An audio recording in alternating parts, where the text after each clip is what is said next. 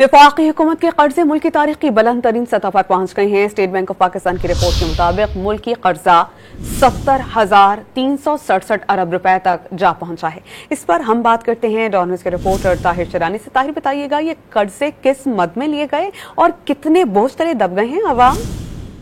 देखिए, वफाकी हुकूमत का कर्जों पर इन्हिसार मजीद बढ़ गया है, क्योंकि जो वफाकी हुकूमत के अखराजात और आमदनी में फर्क है उसको पूरा करने के लिए कर्जों पर इन्हिसार किया जाता है।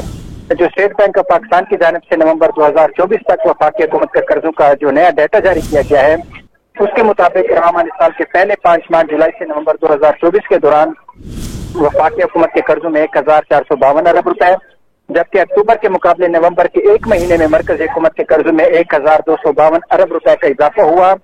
दस्तावेज के मुताबिक दिसंबर 2023 से नवंबर 2024 के एक साल में वफाकी हुकूमत के कर्जों में 6,975 अरब रुपए का इजाफा रिकॉर्ड किया गया और नवंबर 2024 तक वफाकी हुकूमत के कर्जों का वजन 70,366 अरब रुपए रहा, जो अगस्त 2024 में सबसे ज्यादा 70,363 अरब रुपए से ज्यादा है, जिसमें मकामी कर्ज 48,585 अरब रुपए और बैरूनी कर्जे का हिस्सा 21,780 अरब रुपए रहा।